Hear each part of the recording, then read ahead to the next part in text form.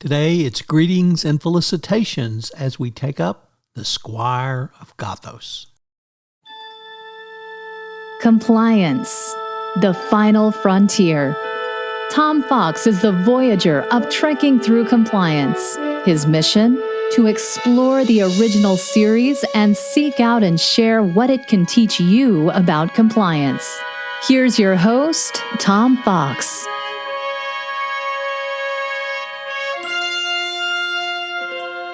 Episode 17, The Squire of Gothos, Stardate 2124.5. 8 days away from Colony Beta 6 on a supply delivering mission, the Enterprise encounters an unknown planet in Quadrant 904. Sulu and Kirk then vanish from the bridge and are presumed to have been transported to the planet. However, geophysicist Karl Jaeger reports that the planet has no soil or vegetation, but does possess an extremely hot and toxic atmosphere. The Enterprise then receives a message greetings and felicitations, followed by hip hip hooray Tallyho. McCoy, navigator DeSalle, and Jaeger beam down to find Sulu and Kirk, only to find that the planet's surface is lush and the atmosphere breathable. However, their communicators are inoperable. They discover a castle and are introduced to its occupant, the playful harpsichord-playing alien calling himself General Trelane, retired. Trelane amuses himself using machines with the ability to transform energy and matter, and has been making a study of Earth, and believes it to be as it was 900 years previously, the light travel time from his planet to Earth, that's light speed. Trelane insists they all stay, but Kirk and DeSalle tried to stun him with a phaser. Trelane confiscates the phaser and amuses himself by vaporizing his statuaries. Bones' tricorder fails to register Trelane at all, and Jaeger notices that the fire is giving off no heat. Spock is able to beam them aboard the Enterprise by beaming up every life form in the area. Trelane is upset by this and puts an appearance on the bridge and quickly brings the landing party back to Gothos, this time including Spock, Uhura, and Yeoman Teresa Ross. Spock tells Trelane, I object to you, I object to intellect without discipline, I object to power without constructive purpose. Kirk notices that Trelane never strays far from a mirror and guesses the mirror hides the source of Trelane's power. Kirk therefore challenges Trelane to a duel, giving the impression that he is offended by Trelane's attentions to Yeoman Ross. He instead, however, uses the opportunity to destroy the mirror. Kirk's supposition is proved correct, and the landing party once again escapes to the Enterprise. However, as the Enterprise attempts to warp away, Gothos keeps appearing directly in its path. Kirk is forced to re-enter orbit and beams down to have it out with the Squire directly. Trelane becomes upset and condemns Kirk to death by hanging in a trial for the crimes of treason against a superior authority, conspiracy, and an attempt to foment insurrection.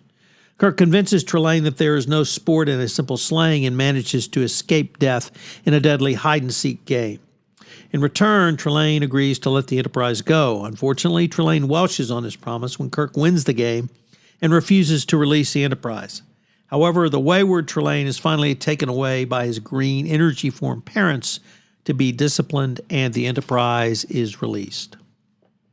So, what was some of the fun facts from this episode? Well, Trelane's words upon meeting Yeoman Ross were, quote, "Is this the face that launched 1,000 ships and burnt the topless towers of Ilium? Fair Helen, make me immortal with a kiss."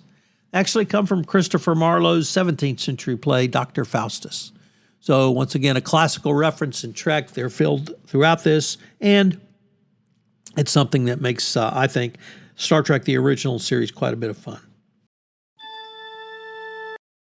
The Squire of Gothos brings up a theme that we see in other Star Trek episodes, which is aliens underestimating the crew because they expect the crew of the Enterprise to be as they were in the past. By doing this, however, it's a great science fiction trope because the aliens demonstrate how we used to be in the past.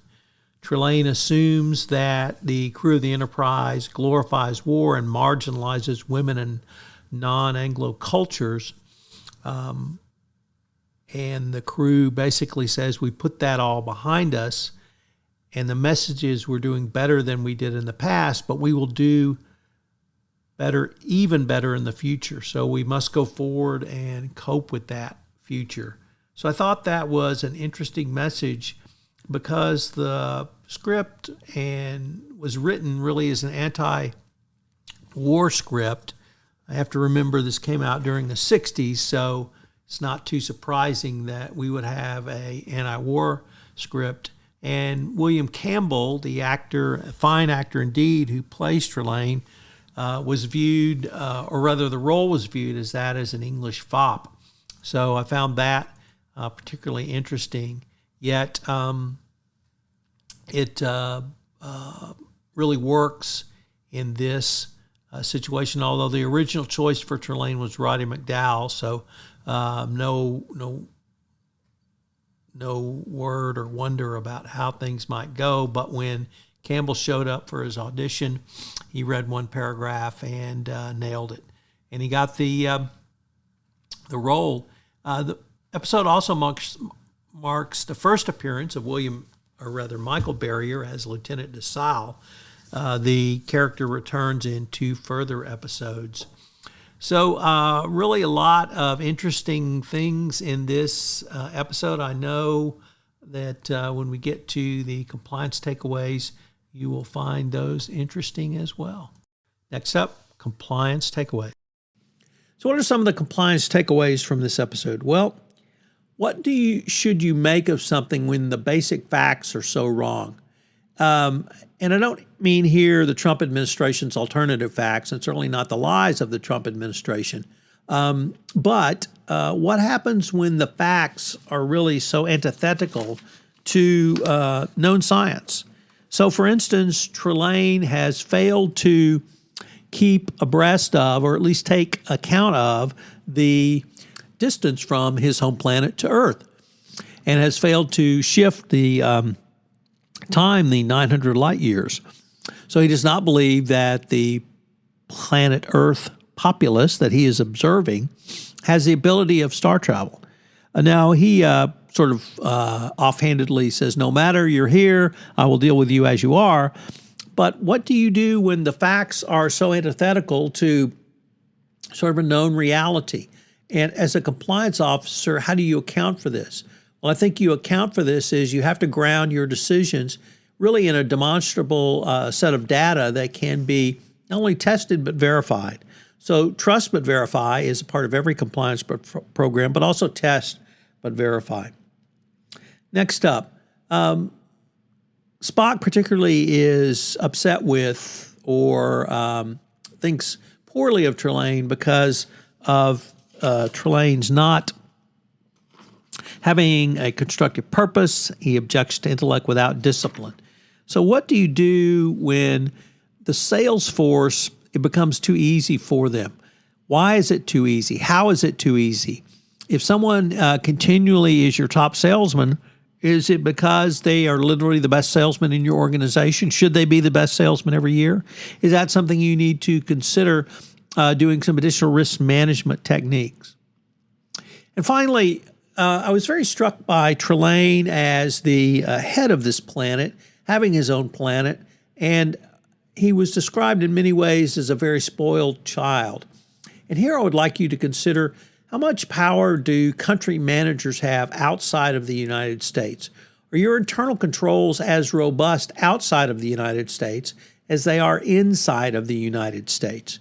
This is a continual tension, but country managers very often are like the captains of the ship, or here like Trelane on his planet, and they have the ability literally of life or death for those who work under them. In the Me Too era, this could certainly be a difficult situation, but even more so around bribery and corruption. If you don't have the ability for oversight, you may have a problem going forward. So what is country manager risk? Do you have the appropriate set of controls? And do you have oversight over your country manager going forward? I hope you will join us tomorrow when we have one of my personal favorites, the episode Arena, and of course that means Bobby Clark as the Gorn. Please join us tomorrow. If you enjoyed this episode of Trekking Through Compliance, you can help it grow by sharing it with the biggest Trek fan you know.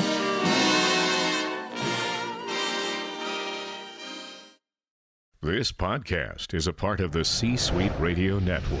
For more top business podcasts, visit c-suiteradio.com.